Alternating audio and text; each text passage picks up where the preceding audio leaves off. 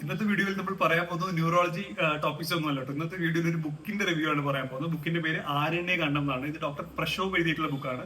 അദ്ദേഹത്തിന്റെ ആദ്യത്തെ ബുക്കാണ്. എന്നാലും ഇത് വായിക്കുമ്പോൾ വളരെ നല്ല എക്സ്പീരിയൻസ്ഡ് ആയിട്ടുള്ള ഒരു ഓതർ എഴുതിയിട്ടുള്ള ഒരു ഫീലാണ് നമുക്ക് കിട്ടുന്നത്. ഇത് പേര് സൂചിപ്പിക്കുന്ന പോലെ തന്നെ കാടിന്റെ അകത്തെ ജീവിതവും വളരെ ഡീറ്റെയിൽ ആയിട്ട് എഴുതിയിട്ടുള്ള ഒരു ബുക്കാണ്.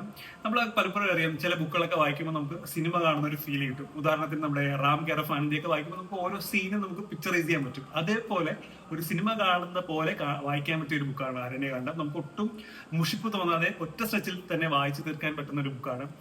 ഡോക്ടറുടെ ജീവിതത്തിലുള്ള അനുഭവങ്ങളിൽ നിന്ന് എഴുതിയിട്ടുള്ളത് കൊണ്ട് തന്നെ ഈ ബുക്കിന് ഒരു പ്രത്യേക ഭംഗിയാണ്. അദ്ദേഹം ശബരിമലയും അതിനോടനുബന്ധിച്ച കാര്യങ്ങളൊക്കെ വളരെ ഡീറ്റെയിൽഡ് ആയിട്ട് എഴുതിയിട്ടുണ്ട്. അതേപോലെ കുറെ നല്ല ഫോട്ടോസും കൂടി ഇൻവോൾവ് ചെയ്തിട്ടുണ്ട് ഈ ബുക്കിൽ.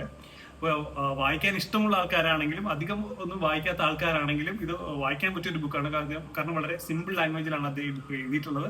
അപ്പോൾ എല്ലാവരും ഒന്ന് ട്രൈ ചെയ്യുക. ആരണ്യകാണ്ഡം. Thank U.